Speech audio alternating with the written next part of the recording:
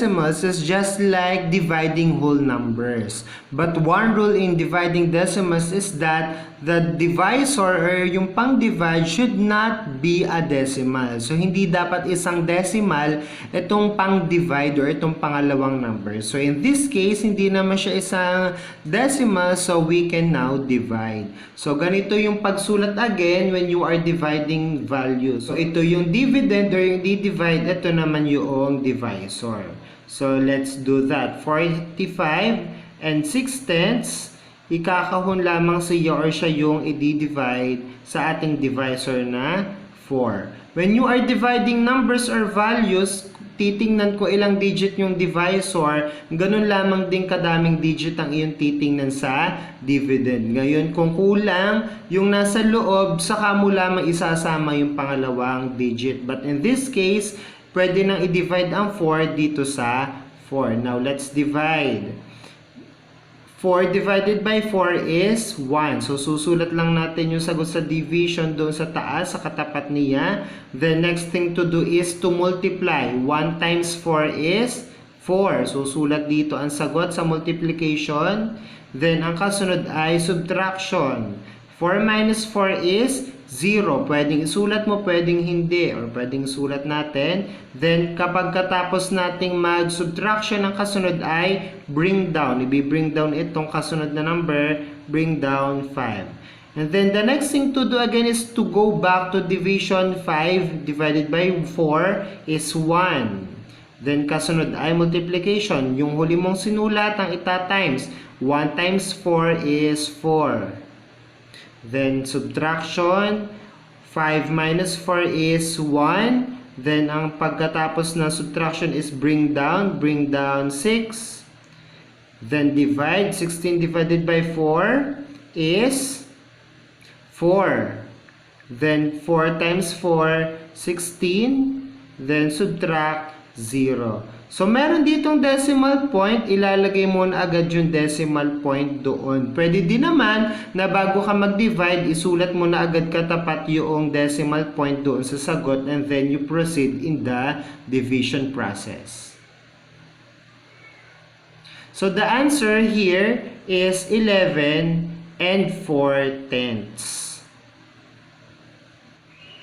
Now, let's have this example, 444 and 55 hundredths divided by 5 and 23 hundredths. So, again, dividing decimals is just like dividing whole numbers. Pero ang isang rule sa pagdi-divide ng decimals, dapat itong pangalawang number or divisor ay isang whole number, hindi siya pwedeng isang decimal. Paano ito? Ito yung may decimal point, so isa siyang decimal. So, gagawin natin siyang whole number. Para ito yung maging whole number, i-move itong decimal point, isa-isa, bawat digit, papunta doon sa dulo.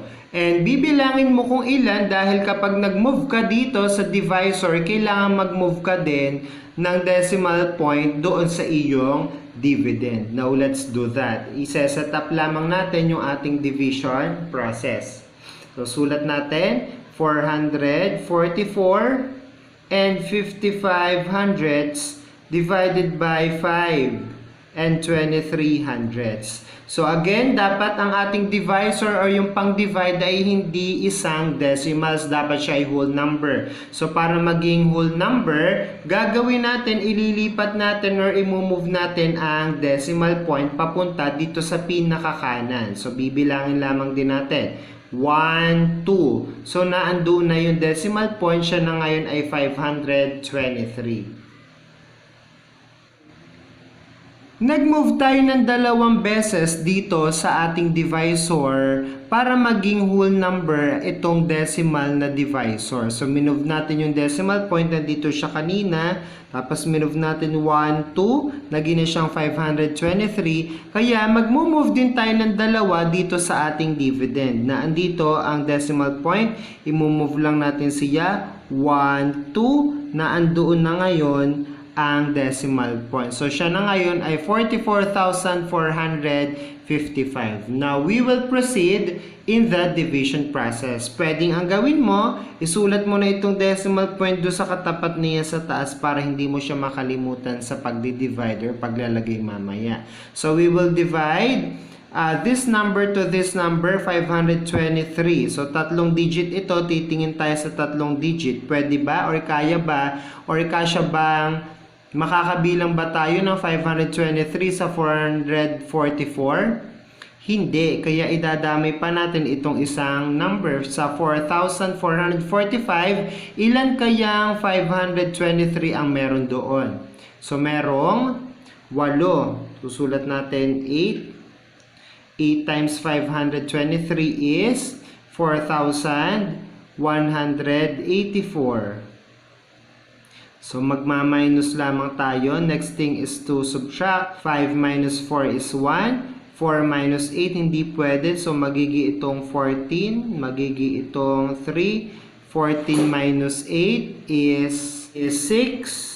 3 minus 1 is 2 and 4 minus 4 is 0. Pwedeng hindi na siya ilagay or pwede ding ilagay mo. Then next is to bring down the next number here, 5. Then divide 2,615 divided by 523. Ang sagot ay 5.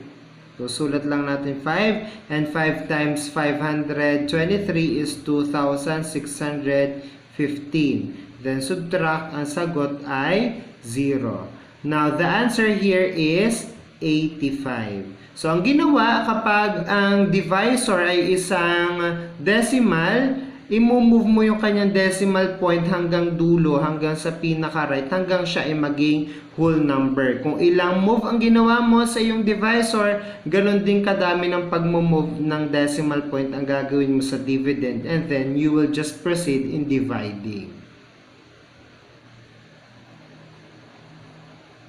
Now, let's have this example. 2 and 8 tenths divided by 0 and 9 tenths. So, again, i-divide lamang natin siya as whole numbers. So, let's just write the dividend 2 and 8 tenths divided by 0 and 9 tenths. Again, the rule in division of the decimals, hindi dapat decimal number ang ating divisor. Dapat siya ay whole number. So, ano nga gagawin kapag decimal ang ating divisor?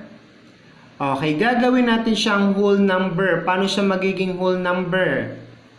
Ayun, i-move natin yung kanyang decimal point papunta doon sa kaliwang dulo hanggang siya ay maging ng whole number. At kung gaano kadami yung pag-move ang ginawa mo dito sa divisor, ganon din kadami yung pag-move ang gagawin mo dito sa loob or doon sa dividend. Now, let's do that. Gawin nating whole number itong divisor na 0 and 9 tenths. So, i-move lamang siya doon, siya ay nasa dulo na, so siya na ay C9.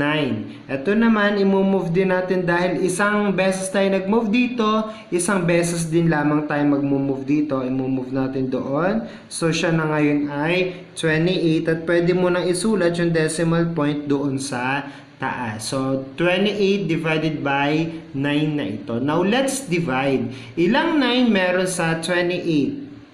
Tatlo. So, we will write 3. Susulat natin yung sagot do sa pinakadulong number or digit na ating dinivide. Then, next thing to do is to multiply. 3 times 9 is 27. Sulat lang natin do sa baba. Then, subtraction. 28 minus 27 is 1.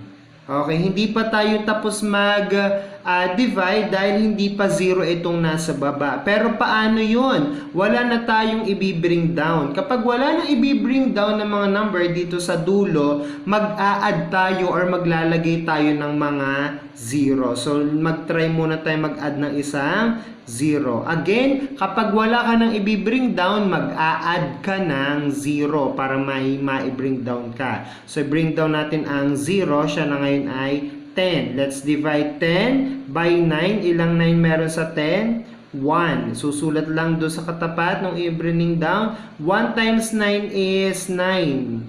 Then next is subtract 10 minus 9 is 1. So again, hindi pa rin ito 0. So, wala tayong i-bring down. Maglalagay tayo ng 0. So, let's add 0 para may ma-bring down tayo 0. Then, divide. 10 divided by 9 is 1. 1 times 9 is 9. Then, subtract 1. Again, hindi pa din ito 0. Wala tayong i-bring down. So, we will add 0 hanggang maging 0 na ito yung ating pinag-subtract. Then, let's bring down 0. 10 divided by 9 is 1. 1 times 9 is 9. Ang sagot pa rin ay 1. Kung mapapansin ninyo, paulit-ulit na lamang yung nangyayaring process dito.